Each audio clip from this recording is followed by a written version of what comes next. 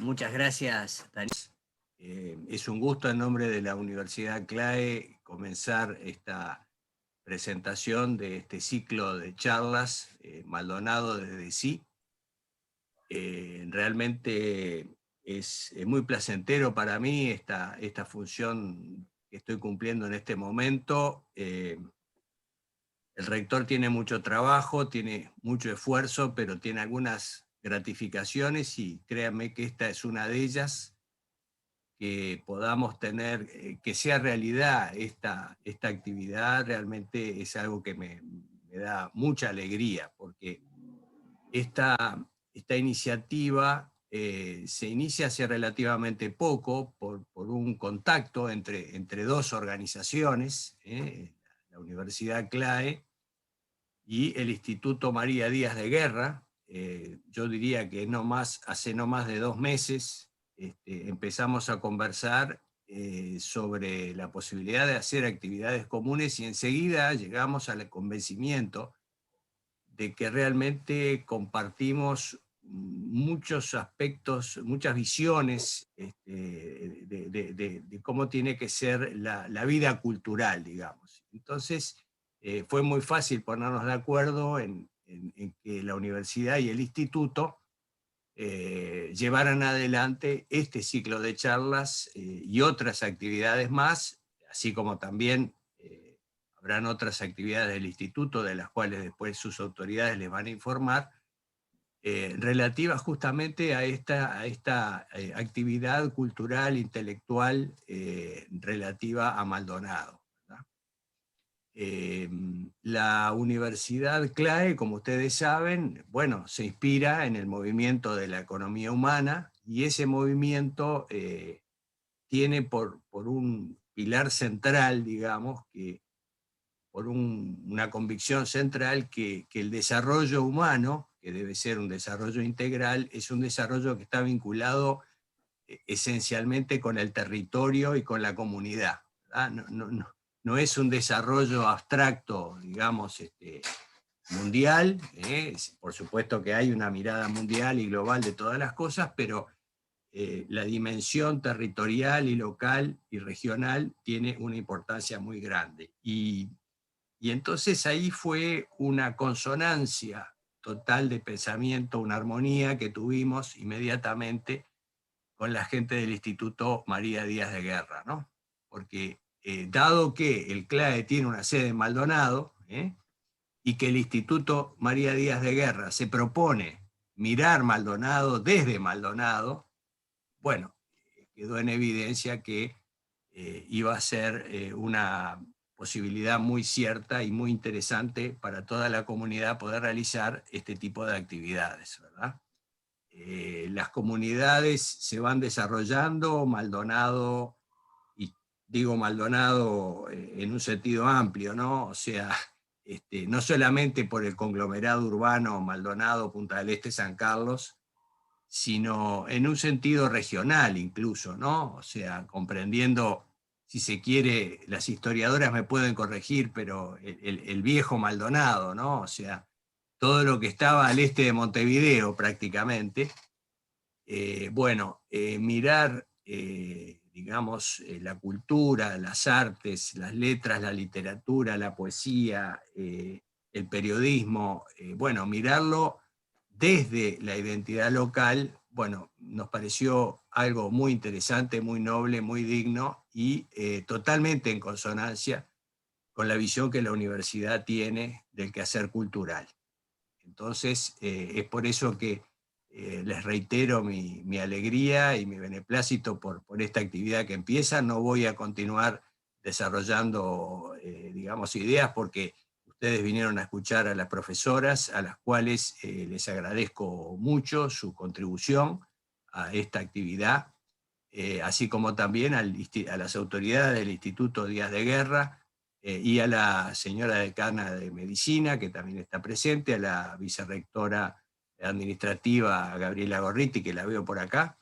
Les envío un saludo a todos, les agradezco estar presentes y los dejo para que disfruten de esta actividad. Gracias.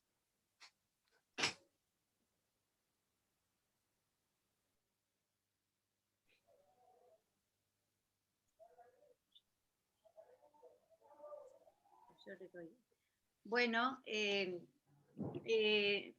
como dice Carlos, nuestro rector, estamos realmente muy contentos de poder participar y apoyar las actividades del Instituto María Díaz de Guerra, que se creó en homenaje a la obra de Maruja Díaz de Guerra. Indudablemente una obra enorme que nos va a permitir conocerla mejor y sobre todo reivindicar la rica historia que tiene el departamento de Maldonado a través de las diversas actividades que están propuestas y que seguramente seguirán durante todo el año organizadas por el instituto.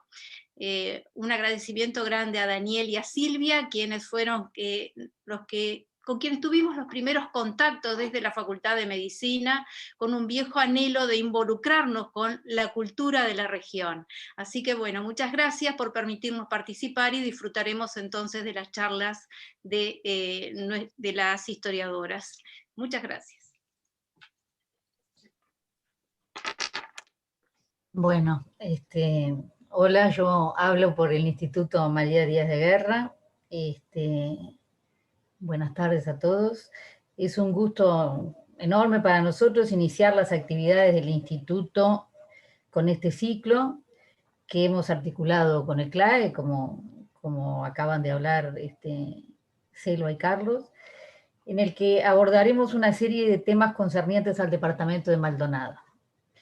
El instituto ha sido recientemente creado y entre sus cometidos fundamentales, además de difundir la obra de Maruja, es poner pie en la rica historia de Maldonado y a partir de los trabajos e investigaciones de Maruja, que Maruja llevó adelante en un campo enorme de investigaciones, pensar la región interactuando con investigaciones y trabajos actuales.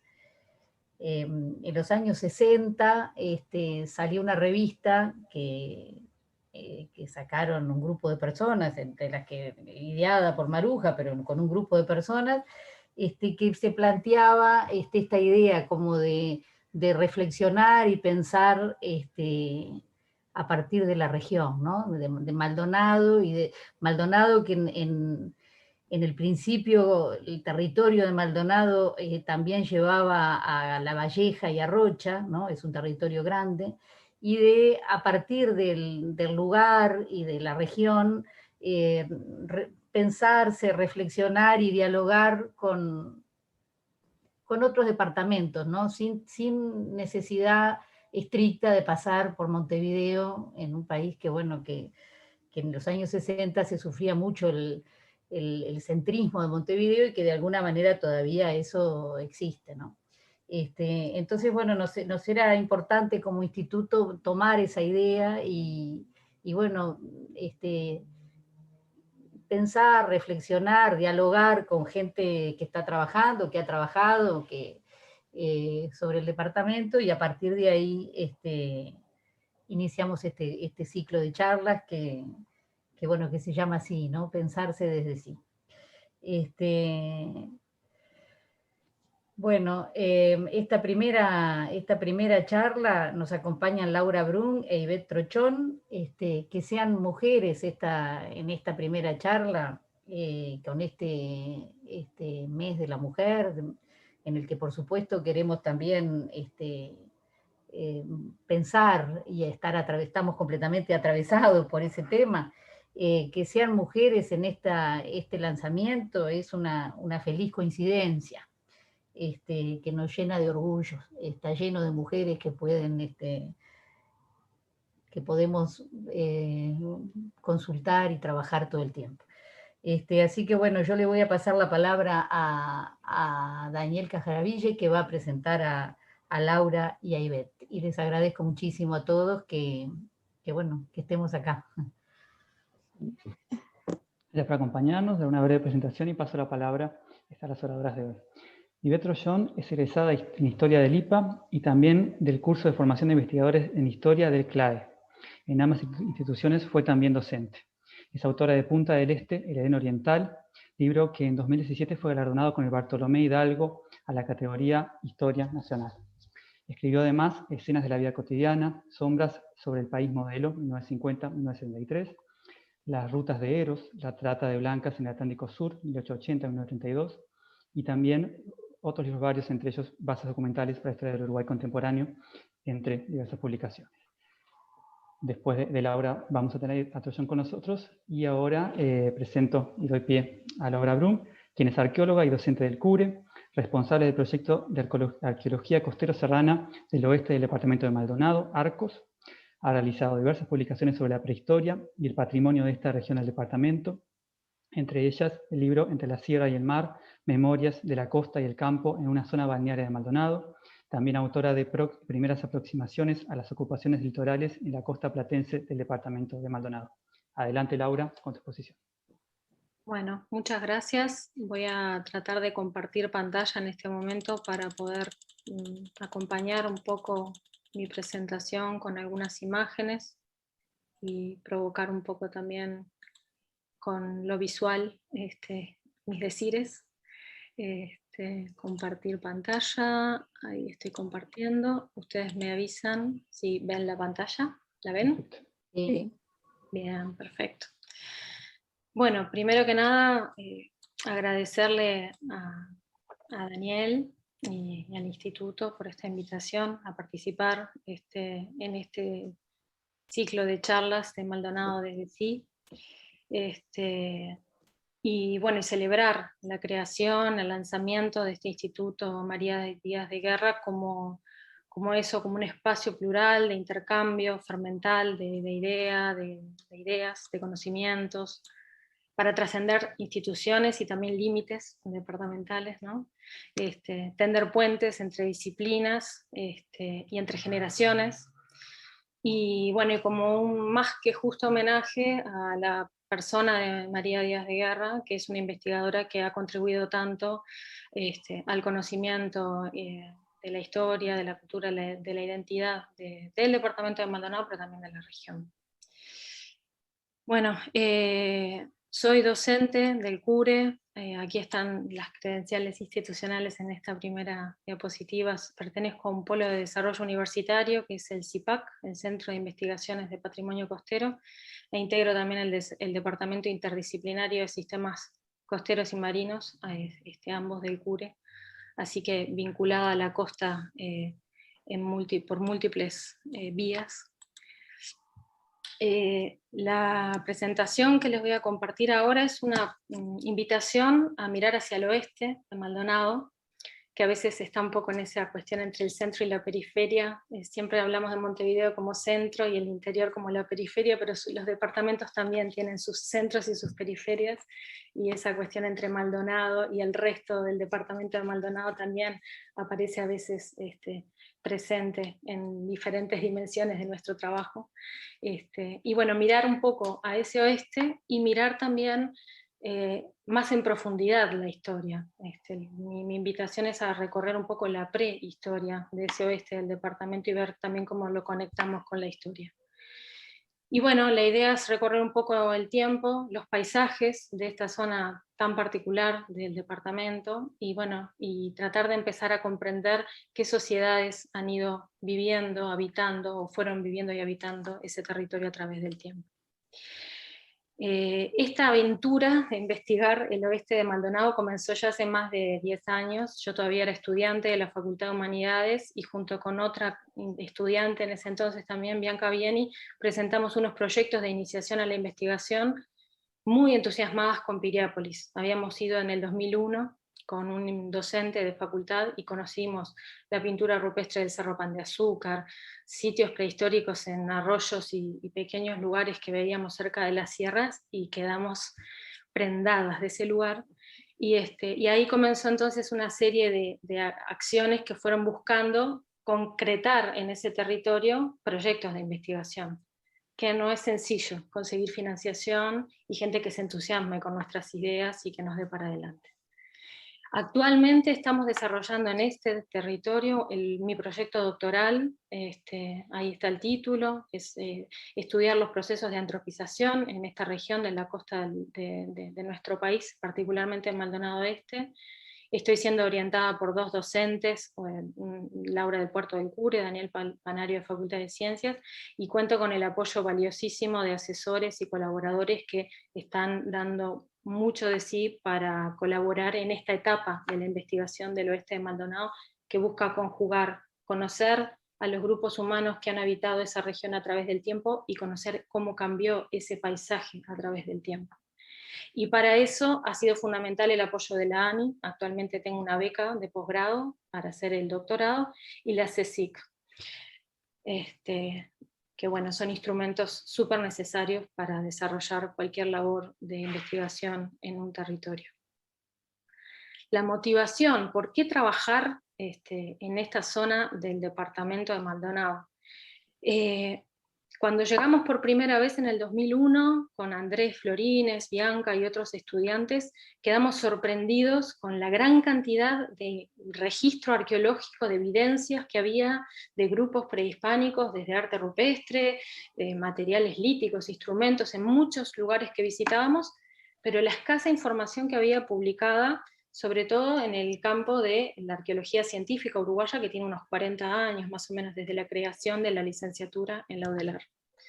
Entonces veíamos que había poca información, pero mucho registro, mucho dato en el campo para ir a conocer, y entonces ese potencial, y sumado a ese lugar que tiene ese encanto particular, ese paisaje que es muy singular, y donde encontramos todo muy cerquita, la sierra, el arroyo, el río de la Plata, la costa, estaba todo como conjugado, es como un pequeño laboratorio de paisaje, y la gente también, que se entusiasmó mucho cuando empezamos a comentar nuestras ideas, y a ver que además había gente en ese territorio preocupada por ese pasado prehistórico. Todo eso confluyó y ahí comenzamos y seguimos y persistimos en ese espacio.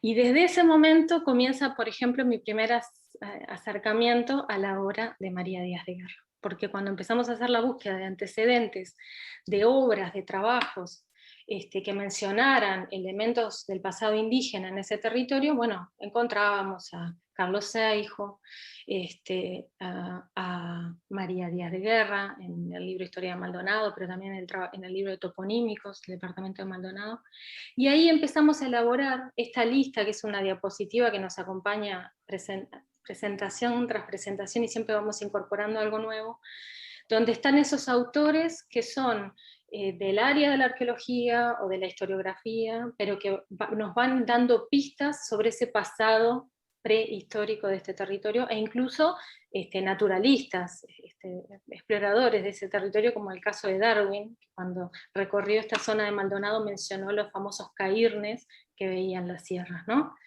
Entonces, acá es una forma de ver cómo es una zona que tiene, desde la arqueología científica, está de a poco concentrando investigaciones en las últimas décadas, pero es una zona que históricamente ha sido señalada por esa singularidad, porque tenemos casi 150 años de antecedentes donde alguien vio, mencionó, escribió sobre algún elemento singular de ese pasado, que escapaba, ¿no?, a lo histórico.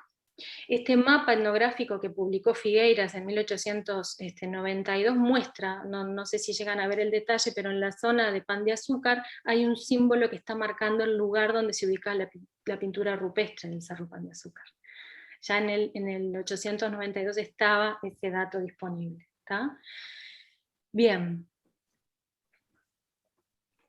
Entonces, el abordaje de este territorio y de esta gran interrogante, porque en realidad lo que nos pasaba era como que teníamos muchas preguntas sobre este lugar, ¿no? De quiénes hicieron esos instrumentos, de qué época estamos hablando, cuándo, cómo era ese paisaje hace tanto tiempo.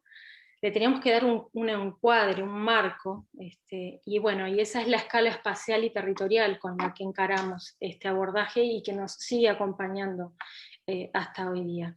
Y tiene que ver con una escala de región. Cuando nosotros decimos Maldonado Oeste, estamos hablando de Piriápolis y de Solís Grande, estamos hablando de la Sierra de las Ánimas y del litoral platense. Este es un mapa muy despojado donde vemos sencillamente los arroyos y las dos grandes cuencas que abarcan este territorio, que es el Solís Grande y el arroyo del Potrero, los pequeños arroyos que van bajando de la sierra al Río de la Plata, y todos los balnearios, ¿no? Todo ese proceso de ocupación histórica que es lo que va perlando ese litoral.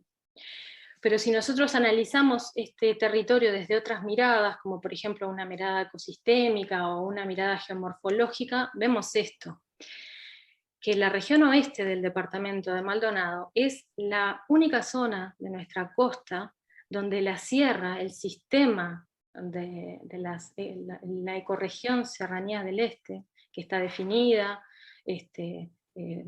desde la Facultad de Ciencias y desde diferentes ámbitos académicos como una ecorregión muy singular, llega al borde costero solamente en esta zona de la costa del país, entre los municipios de Piriápolis y Solís Grande. Los cerros tocan el mar acá, nada más. Después ya, cuando nos vamos hacia Rochas y ven esta zona de acá, vemos que el relieve se aplana y estamos entrando en la zona de las tierras bajas. Lo mismo sucede hacia la zona de Canelones y Montevideo, que entran en las zonas de las grandes cuencas del arroyo Santa Lucía, Pando, Solís Chico, ¿tá? Entonces este elemento es una cosa súper singular de este territorio y que la hace muy atractiva. Ahora, en la época de Piria, cuando vio en ese lugar un paisaje singularísimo para establecer ahí un balneario, y en la prehistoria, porque la diversidad de ambientes, de ecosistemas que se generan en ese pequeño territorio, digamos, tan acotado, donde tenemos cerros, costas, arroyos, arenales, bañados, etc. La diversidad de recursos geológicos, de vegetación, de animales, etc., es bien característica de este lugar. Tal es así que ha sido reconocida por el Sistema Nacional de Áreas Protegidas como un área de importancia para su ingreso al SNAP. Y esto es un zoom ya en el territorio concreto de los dos municipios, donde vemos estos puntitos más oscuros en el mapa que nos están marcando esos cerros que todos conocemos o vemos desde la ruta cuando vamos por la interbalnearia, o vamos por la 10 y vemos Cerro del Inglés, el Cerro del Toro, el Cerro Pan de Azúcar, el Cerro del Burro, la Sierra de las Ánimas y todos sus cerros que van recorriendo, bordeando el Solís, ¿ah? Y esta escala de territorio es la que abordamos desde nuestros proyectos, y así empezamos a recorrer el territorio, prospectarlo, como se dice en arqueología, y a empezar a documentar dónde íbamos encontrando restos y evidencias de ocupaciones humanas vinculadas a ese periodo prehistórico. También documentamos elementos históricos, no solamente... No miramos al lado cuando nos encontramos con construcciones de piedra, de épocas históricas, etc. Pero el foco nuestro sobre todo ha sido en ir tratando de reconstruir por lo menos fragmentos de esa historia que no está escrita y que es la que más desconocemos, ¿no? Otro de los desafíos en esta aventura de abordar el oeste de Maldonado ha sido la escala temporal. ¿De qué tiempo hablamos, no? Y acá hablamos de mucho tiempo, porque tiene la singularidad también este territorio, y es una de las cosas que queremos ver ahora durante la investigación doctoral, quizás tiene que ver con esa condición paisajística, de relieve, etc. Conserva restos de ocupaciones de las más antiguas que hay en nuestro país, al sur del río Negro. Acá tenemos una escala, un croquis de una escala temporal que ubica más o menos, aproximadamente, circa 15.000 años antes del presente, el proceso de poblamiento temprano, digamos, de esta región del sur del continente americano, ¿tá? Luego ese proceso se continúa hasta el contacto con los europeos, hace unos 500 años antes del presente, estamos hablando del siglo XVI, y todo ese periodo de tiempo, estamos hablando de 15.000 años de historia, lo que denominamos prehistoria, ¿no? Ese momento que está sin documentos escritos, un periodo al que accedemos a través de evidencias arqueológicas, de cultura material, de evidencias paleontológicas, paleobotánicas, ¿no? Y luego tenemos este pequeño tramo de esa escala temporal que además resulta muy abundante en información y en recursos disponibles para reconstruirla, ¿no? Entonces tenemos ese gran periodo de tiempo de prehistoria que es inédita, que está incompleta, y que para nuestra identidad nacional es bastante invisible, porque los grupos prehistóricos acá se han como condensado en 2 o 3 etnias, y en el último momento de su vida en esta región. Y por el otro lado tenemos un periodo histórico que es corto en tiempo, pero muy abundante en información. Es una historia muy dinámica. Yo usé 3Ds para definir este momento. Es una historia dinámica, densa y en cierta forma desequilibrada, porque tenemos de repente mucha información para Maldonado y para San Carlos, pero después para otros territorios del departamento o de ese gran Maldonado un poco más escasos, ¿no? Bien. Y entonces nuestro desafío para encarar ese territorio y encarar el abordaje de esa escala temporal tan amplia es encontrarnos con evidencias de esa cultura material, que son huellas de la experiencia humana en ese territorio, que pueden ser utensilios, restos de la fabricación de utensilios, estructuras, construcciones, etc. Pero también pueden ser elementos de otras características que ahora vamos a ver, que nos van a hablar de formas de ocupar el espacio, ese territorio, de formas de utilizar los recursos que tenían disponibles. Estamos hablando de rocas, estamos hablando de vegetales, estamos hablando de animales, estamos hablando de ambientes, la costa, un río, un cerro, de cómo transformaron ese entorno, de cómo se relacionaban dentro y entre grupos, y cómo simbolizaban también ese espacio, porque sabemos que los grupos a lo largo de la historia también han dado sentido a los territorios, como por ejemplo generando, desarrollando prácticas como el arte rupestre. Y otra vía de evidencias, que es la que tratamos de recuperar también en el marco del proyecto y de los proyectos, es la variable paisajística a través de estudios de cambios paleoambientales, de la ecología histórica, y de encontrar evidencias que nos permitan ver cómo era ese paisaje a través del tiempo. En 15.000 años de historia ha pasado mucho en nuestro planeta, y esos cambios a nivel planetario se vieron en estas costas. Este diagrama, que es un diagrama bastante viejito pero muy ilustrativo, nos muestra cómo desde hace 15.000 años hasta ahora la línea de costa ha cambiado drásticamente. A fines del Pleistoceno, la costa de nuestro territorio llegaba a esta línea de aquí, ¿tá? Porque había menos agua disponible y el océano estaba retirado. Entonces la zona de la costa de Maldonado en realidad no era costa, era parte de una zona continental que se proyectaba hasta llegar al borde marino. A partir del 11.000, 10.000 antes del presente comienza a subir ese nivel del mar, llega a un máximo que incluso traspasa el nivel actual de la costa en el entorno de los 6.000 años atrás.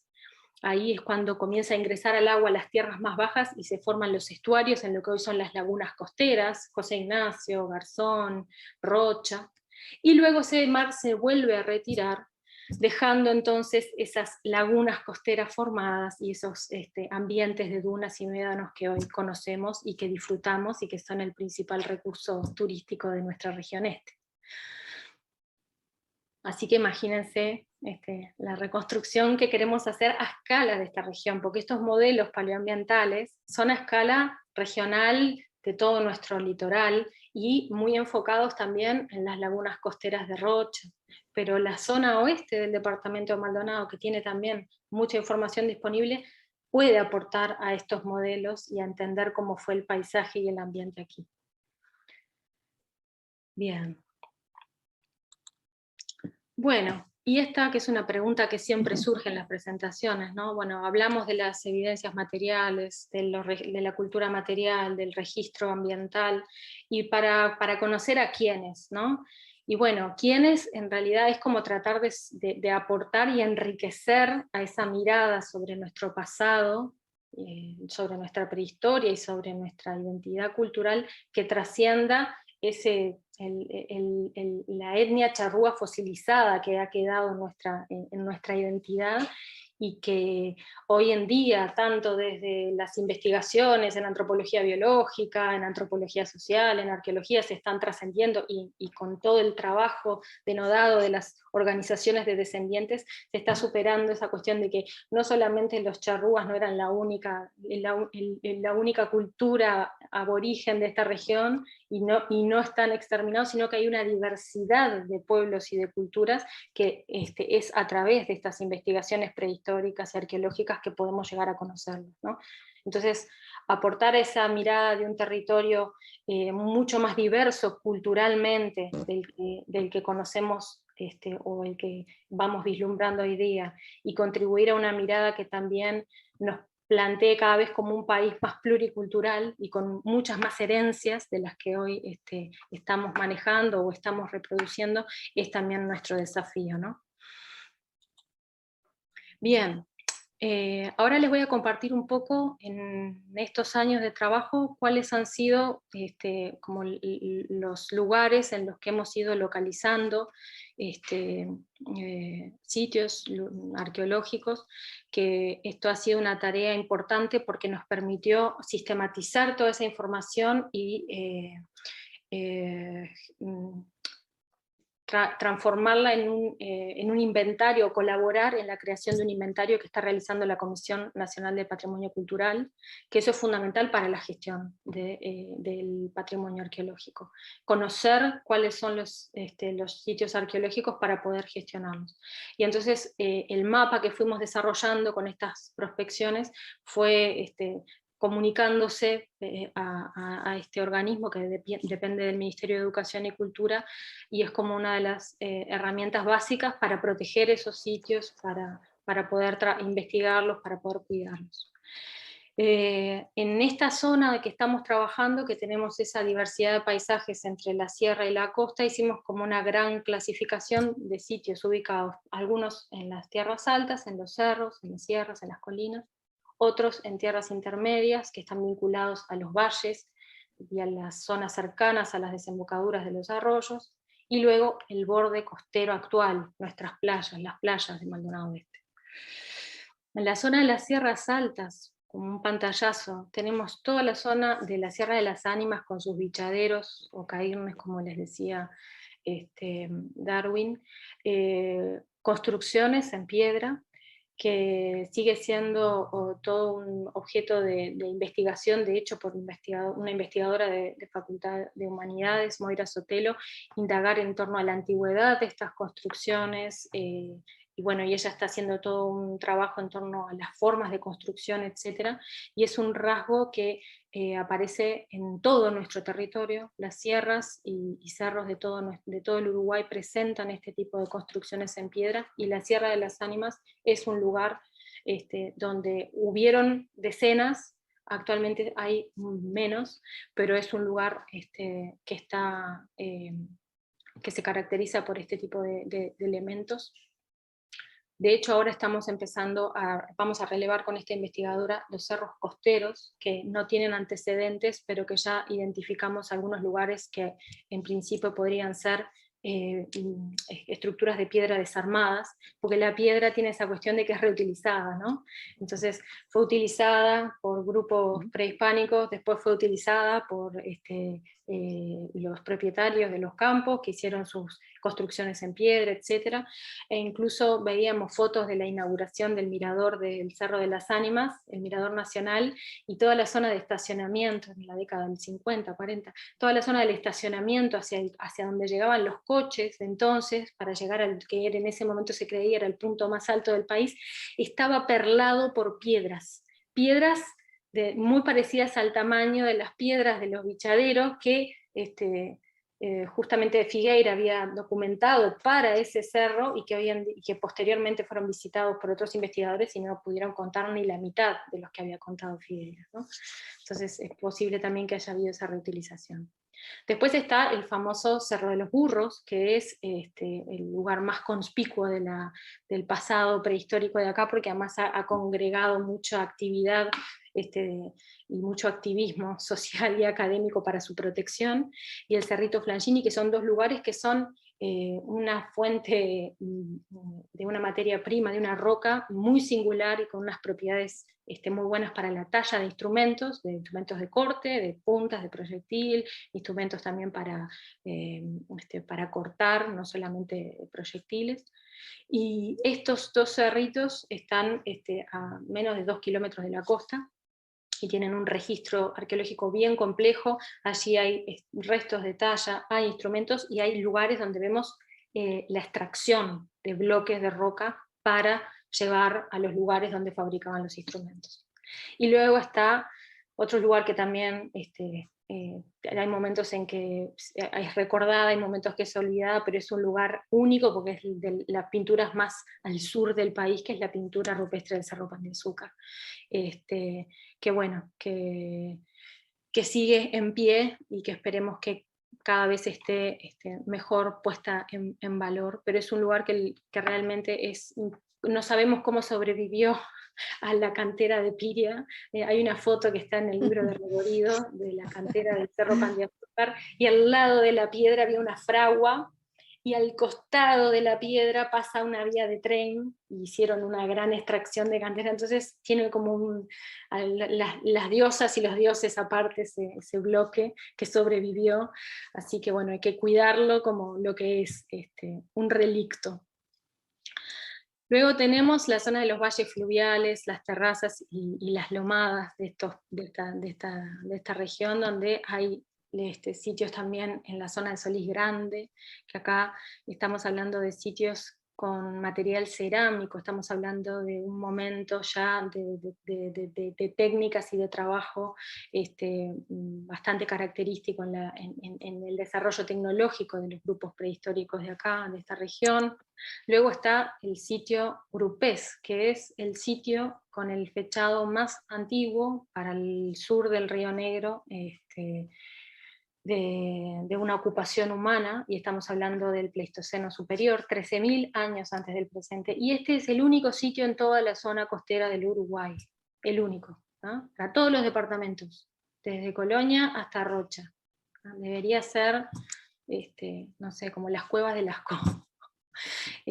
Pero bueno, pero no lo es, y de hecho en este momento están haciendo un fraccionamiento en ese lugar, están haciendo calles, y estamos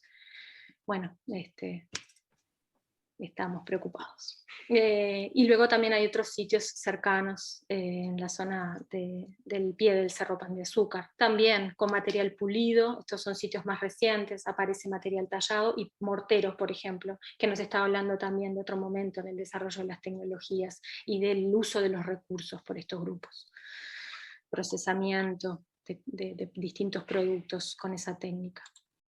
Bueno, y luego vamos a la zona litoral costera, que es una zona caliente, porque es una zona donde sucede todo, y donde sucedió todo también. Cuando se formaron esos ambientes hace 4.000 años, nuestros ancestros usufructuaron esos lugares de forma tan intensa quizás como nosotros, pero hay cerca de las puntas rocosas y cerca de las cañadas de agua, y restos de ocupaciones humanas, seguramente pescando, mariscando, cazando, y esos sitios están perlando todo ese litoral, desde Solís y Bellavista hasta la desembocadura del arroyo de Potrero, y aparecen ahí, entre las dunas, intercalados, los lugares donde vemos restos de una ocupación, con mucho material lítico, con mucha roca tallada.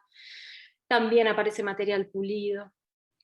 Tenemos un serio problema en algunas playas del oeste del departamento que están en un serio proceso de erosión, y eso está dejando expuestos estos sitios arqueológicos, y eso significa destrucción de los sitios, significa expolio, en otras ocasiones significa que hacen cosas arriba de esos sitios y ahí perdemos toda la evidencia, ¿no? Colocan cosas arriba de esos lugares y se pierde toda la información.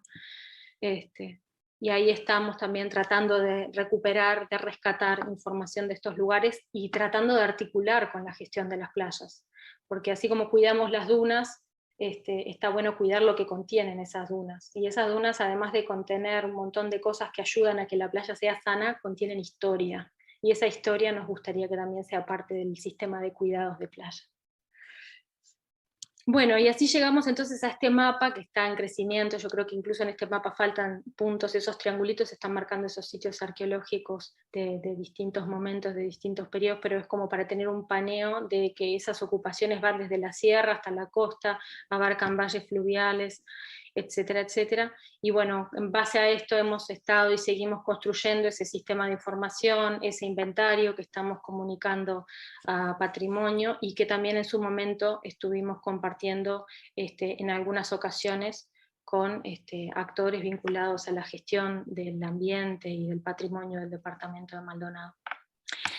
Pero este proyecto, este programa de investigación, porque a esta altura es un programa que ha nucleado una diversidad de proyectos de investigación, desde los iniciales hasta la actual formación doctoral, también ha tenido proyectos de extensión, proyectos de divulgación, y proyectos en donde transitamos otros terrenos, como entre la sierra y el mar, que nos juntamos con una antropóloga social, con una docente de historia del liceo, de Piriápolis y de Pan de Azúcar, con una maestra de la escuela del Cerro de los Burros, para tratar de armar un proyecto que recopilara historias orales, memoria de los vecinos y las vecinas de esta zona, y que nos permitiera reconstruir un poco la historia, la microhistoria de esta región, porque muchas veces que la historia también pasa en escalas en donde se pierden estos granos más finos, estos elementos que son más locales, y que para nosotros son muy importantes, porque entender esa prehistoria y esas sociedades y esos grupos humanos pasados pasa también por entender cómo ha sido la historia de este territorio, qué pasó acá, quiénes vinieron en el siglo XVI, en el siglo XVII, en el XVIII, en el XIX, en el XX, qué hicieron en este territorio para que hoy nos encontremos con esas canteras, o con estos paisajes, o con estas obras, etc., ¿no? Y esa escala humana tiene que ver también con poner en valor no solo el conocimiento nuestro, sino también el conocimiento de las personas que viven en ese lugar, contribuir también a valorizar o a revalorizar cosas que de repente son valiosas para nosotros, o quizás son valiosos para esas personas y nosotros podemos contribuir. Y bueno, ya han sucedido muchas cosas desde el 2008 hasta ahora. La conformación de grupos de trabajo como Ecópolis, armar una red de grupos de patrimonio durante un par de años en Maldonado Oeste, cursos en distintas instituciones, con UTU, con el liceo, con la escuela del Cerro de los Burros, etc. Conformar una red de investigadores, de estudiantes, de vecinos, en torno a la cuenca del Tarariras, lograr que se declarara Monumento Histórico Nacional el Cerro de los Burros, y hacer sinergia con todas las organizaciones sociales de este territorio que están muy preocupadas con cuidar ese entorno, ese paisaje, ese ambiente, pero cuidar además su historia, ¿no? O conocer esa historia, porque muchas veces nos vamos conociendo en ese proceso. Entonces esta ha sido una escala que ha sido muy importante en estos años, y a veces ha sido muy demandante de tiempo y energía, y muchas veces hemos postergado otras cosas por esta escala, que a veces ha sido también una urgencia, ¿no? Porque hubieron momentos en que hubo que actuar porque se remataban lugares, o porque había un riesgo muy importante de destrucción de lugares, que entendemos que son muy valiosos, no para nosotros como investigadores nomás, sino para la ciencia y la investigación del pasado de la región, ¿no? Muchos de estos lugares están publicados en revistas y por investigadores internacionales. No es un tema de estudio solamente uruguayo. El poblamiento del continente americano es un tema de una escala regional, continental. Entonces, cuidar esas evidencias es un cuidado no para los que estamos aquí ahora, sino también pensando en el futuro. Y atada a esa escala humana está la escala político-administrativa, y tiene que ver con esta cuestión de cuidar cómo se articula el conocimiento de este registro arqueológico y de este patrimonio arqueológico con el desarrollo del territorio. Y bueno, y vemos que este territorio está en un cambio muy intenso, muy dinámico, se amplían las zonas urbanas, hay mucho uso de algunos espacios como la playa, etc. Hay cuestiones que trascienden a nuestra praxis y que tienen que ver con el cambio climático. Entonces, bueno, entender esa historia secular, digamos, del último siglo, el siglo XX, a través de los cambios en ese paisaje, y tratar de contribuir a la gestión del patrimonio arqueológico de esta región oeste también es una de las metas y una de las aspiraciones que ponemos en todos nuestros proyectos y con lo que tratamos de colaborar también, pensando en eso, en que el registro arqueológico de la costa nos habla, es un legado, es una herencia que tenemos que cuidar, así lo entendemos nosotros, nos habla de una diversidad cultural y desde ese lugar también nos habla de derechos humanos, ¿no? Los derechos culturales. Es objeto de protección jurídica, tanto a nivel nacional como internacional, convenciones que Uruguay suscribe y ha suscrito, y es un recurso finito, no es renovable, es vulnerable, entonces desde estas cuestiones es que nosotros vamos tratando de mantener una agenda de investigación, pero también desarrollar la práctica de trabajo, no perdiendo de vista estos temas que son tan vitales para cuidar esta historia también. Así que bueno, muchas gracias. Ahí mi correo electrónico, si tienen dudas o consultas,